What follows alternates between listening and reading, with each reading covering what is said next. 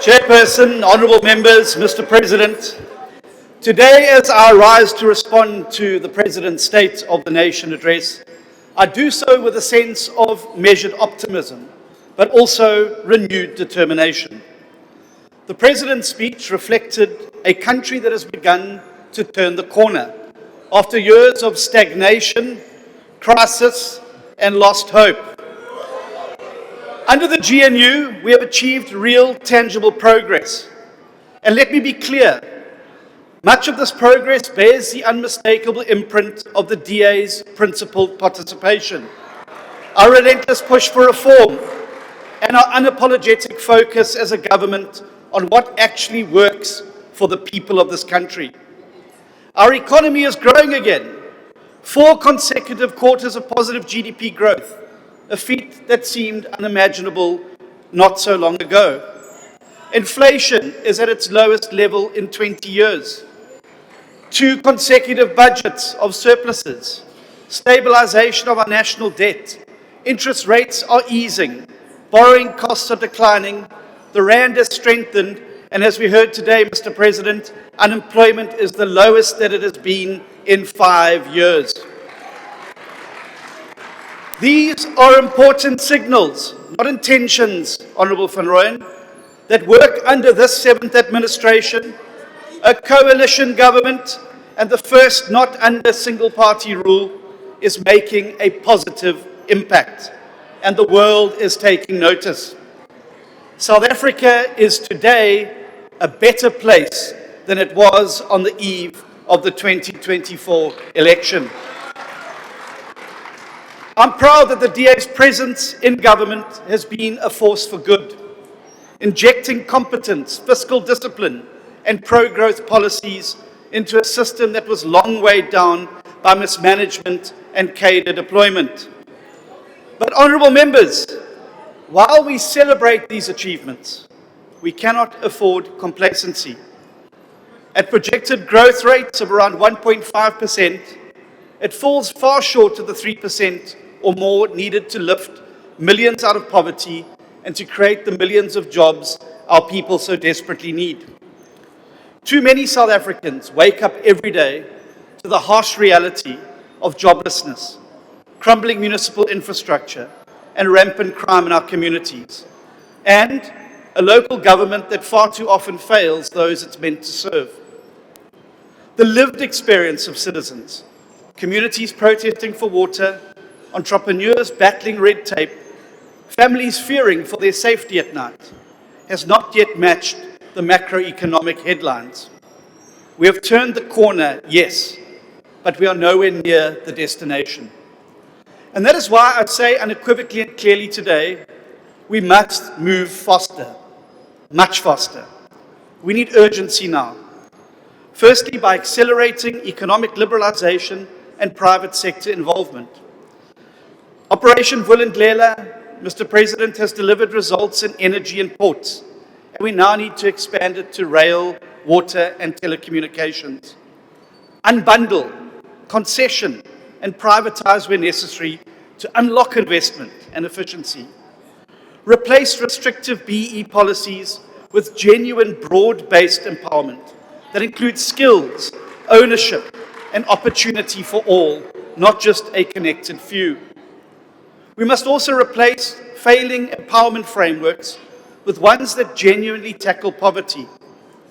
The DA's Economic Inclusion for All Bill represents a significant step forward, achieving a vision of genuine economic empowerment for all South Africans, and is the type of reform our country desperately needs.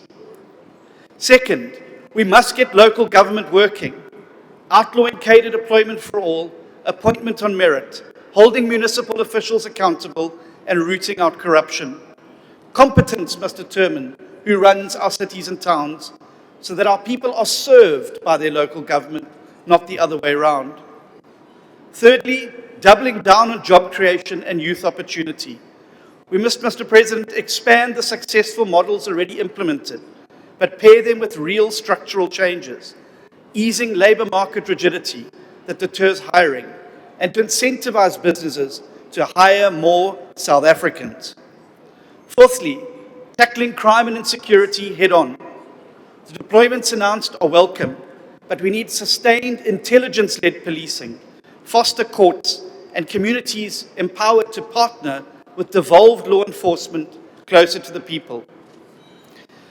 And finally, let us recommit to the GNU's founding promise of stability for reform, not reform stalled by politics.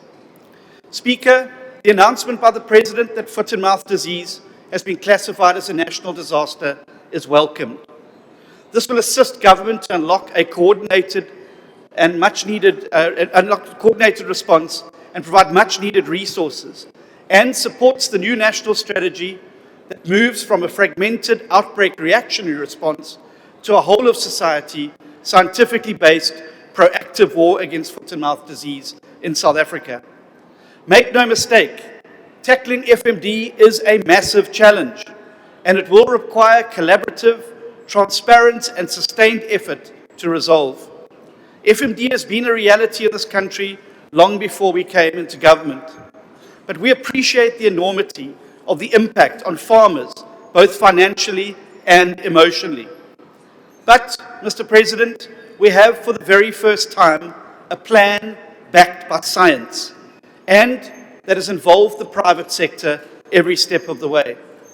This plan will succeed, and when it does, the consequences will be profound and positive, as markets previously closed to South African beef will once again be available to us, and certainty will return to the red meat sector.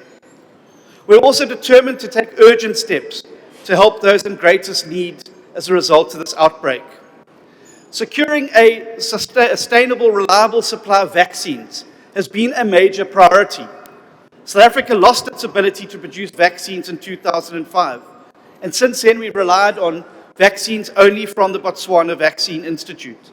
Under the new strategy, we have, for the first time, secured new international suppliers, strengthening our response. In addition, for the first time in over 20 years, the ARC has produced a batch of vaccines for operational purposes. This facility has been capacitated to produce 20,000 vaccines per week initially, up to 200,000 per week in 2027. Millions of doses are being procured, and today I can announce that on Saturday we will be receiving a delivery of 1 million vaccines from Biogenesis Bago. This will be the largest single import of vaccines to date, and this will bring much needed relief to the most affected provinces and regions, and this will be followed by additional vaccines from other countries. In total, we anticipate by the end of March, we will have received over 5 million vaccines from 3 different suppliers. Mass vaccination will continue and be accelerated. Already more than 2 million vaccines have been administered, and daily vaccines are being administered across the country. We're also working on veterinary capacity, and it is being expanded. And Mr. President, today I can also announce that in terms of the Animal Diseases Act, private veterinarians can register to administer vaccines as part of the rollout strategy. This will greatly improve the available manpower to ensure that we are able to meet our vaccination target of 80% of the national herd by December this year. Because protecting agriculture, as we've seen from the latest economic data, is not only about farmers, it's about protecting economic growth, jobs, and stability. Speaker, the DA remains fully committed to this coalition because it is delivering where single-party rule failed. But let me be clear, commitment does not mean blind loyalty, and we will continue to fight for faster, bolder change and ensuring that every cent of public money works for the people and not for politicians. Honourable members, this is the opportunity of a lifetime to build the country of our dreams. But opportunity only means something if it is seized. Our children will never forgive us if we fail to capitalize on this moment by driving faster and deeper reform that confronts the things that hold our country back head on. To every South African listening today, the progress we have made is real, but the work ahead is urgent. And we will lead that change, championing freedom, fairness, opportunity, and excellence. Together in this government of national unity and beyond, we can build a South Africa that rises faster. But the time for cautious steps Thank you, is over. Honourable The time to Minister. sprint Your towards time is prosperity is now.